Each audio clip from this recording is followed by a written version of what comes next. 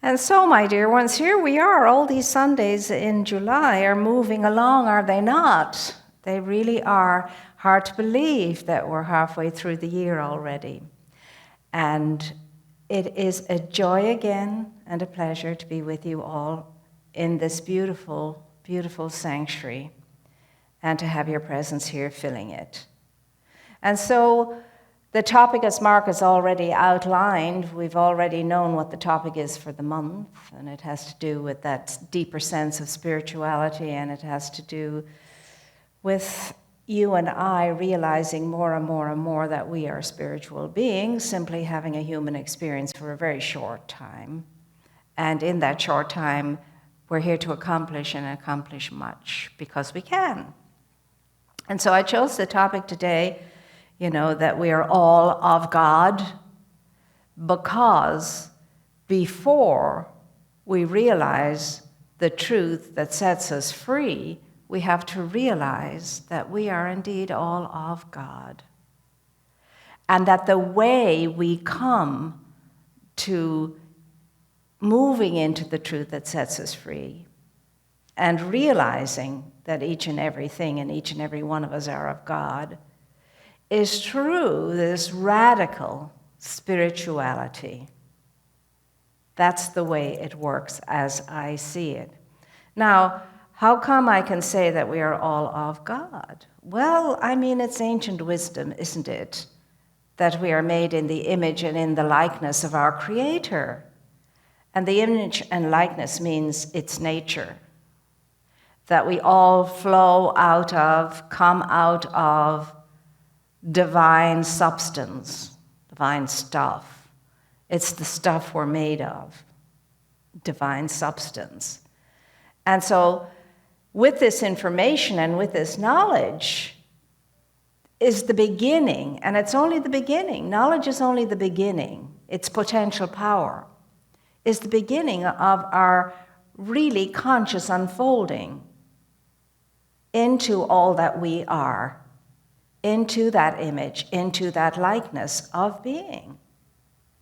And as we do that, we improve not only ourselves, but everything around and about us and our world in a way that brings about that peace, brings about that goodwill, brings about that understanding that we all truly do belong to each other, are interconnected.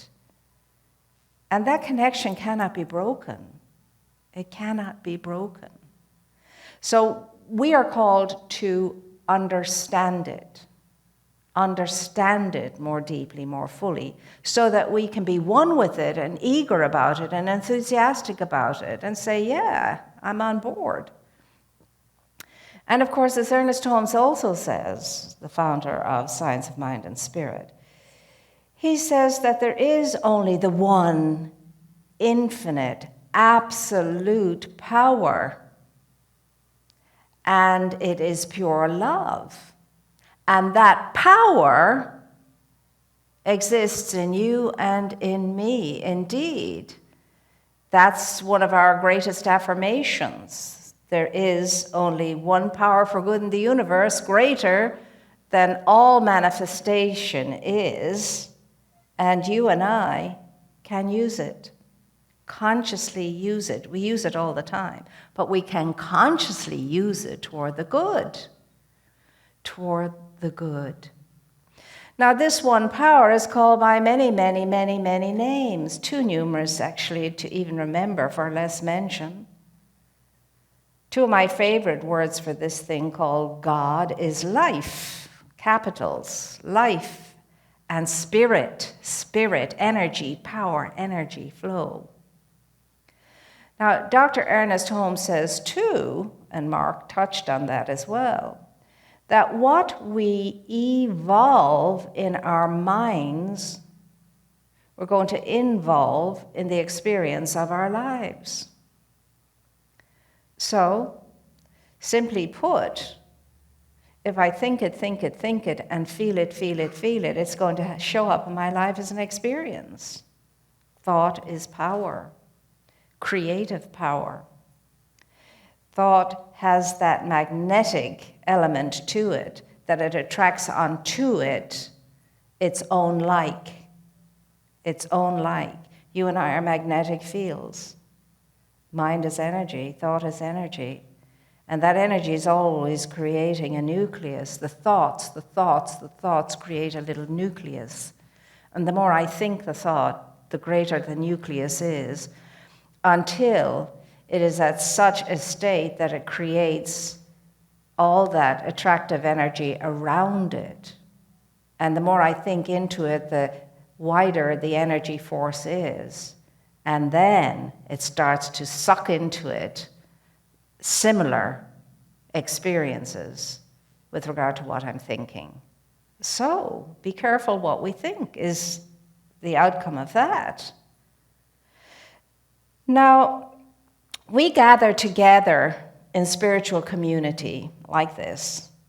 We gather together to study the nature of life, our nature, to study it, to get a sense of it, to endeavor to get on the inside of it more fully, to realize the meaning of I am of God. This is the truth that sets me free.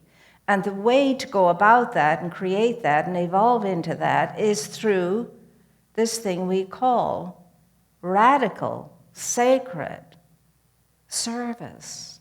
Unchained, unbound service. That's the way we go about it. That's why we come together in a spiritual community, and that's why a spiritual community is so important. We need more of them, not fewer. Because within the community, within our studies, within our sharings, within our prayerfulness, within our spiritual practices, we grow, we grow, we grow. We acquire spiritual tools to help us with our spiritual practice. And one of the greatest spiritual practices there is service. Is service. Love and do what you will, the great Augustine would say. Love and then do what you will. Of course, that means if we truly are a love-filled person and love from that, we're only going to do good, are we not? It's not a license to do whatever you want to do, however you want to do it, regardless of consequences. It's the call to be real, your real and true, authentic self. That's what spirituality is. And although, my dear ones, there are so many challenges right now in the world, it's hard to keep up with them, actually. Two major ones, COVID and racism. Two pandemics. And then there's all the other epidemics around that. And you may think to yourself, well, what can I as one person do, no matter how much I would want to? Before we start thinking that you and I have to fix it all, amend it all, and come up with the answers to it all, we don't. The only thing you and I have to do is to find out what is mine to do. What can I do? What can I do? Because whatever I can do, I must do. Whatever that is. Just where I am, right exactly where I am, even if I am in lockdown. There's much I can do. Ernest Holmes says himself, if we just can get into that spirit and that connectedness with Source and realize the truth of what life is, all life is, what your life is and my life is, he says, is the best way we could serve the world. He says, there's no greater charity than this. Those are his words, no greater charity than this.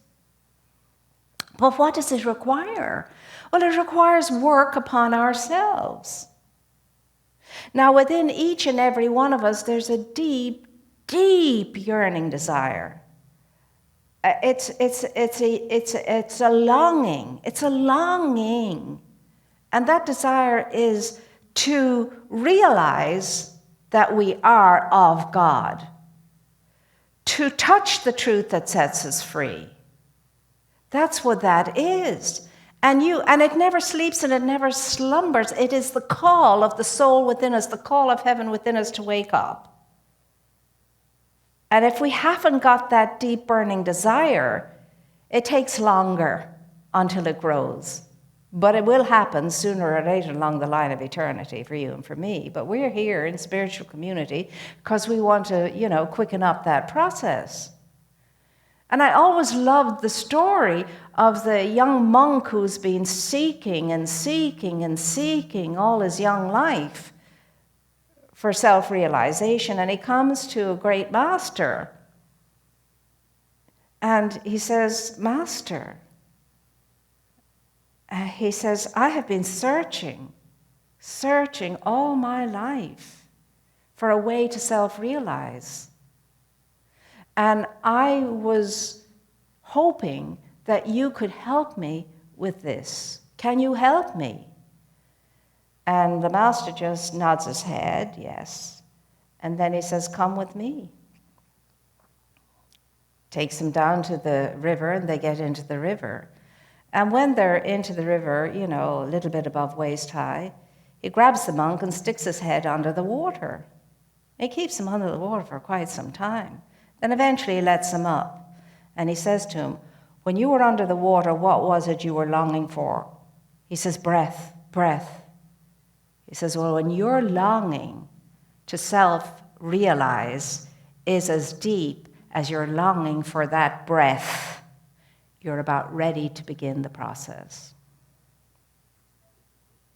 Now that's how deep the desire is. And that's how strong your desire and my desire has to be to wake up and be all that we are, all that we can be. And stop all this pettiness and smallness and limited life and living. And stop being so distracted by our egoic mind and our human nature. That's because we're over-identified with it. So what is it that is yours and mine to do and to be? I don't know what it is for you. I'm getting to know what it is for me. But all I know is that the most important thing is to have the deep, deep desire.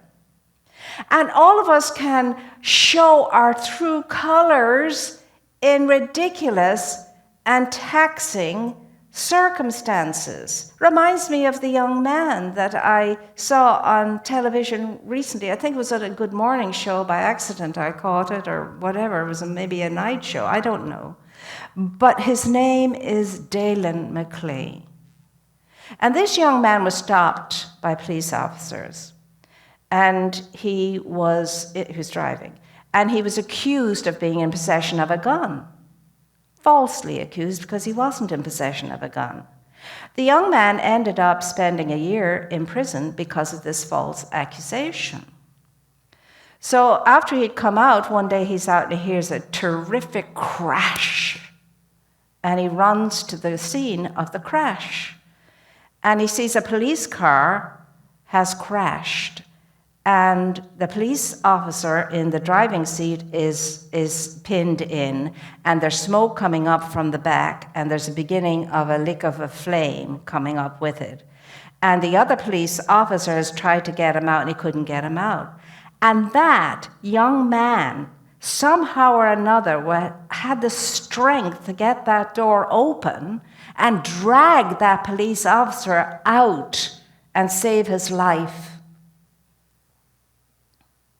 There's the neighbor, there's the Good Samaritan, there's the one who knows who he is.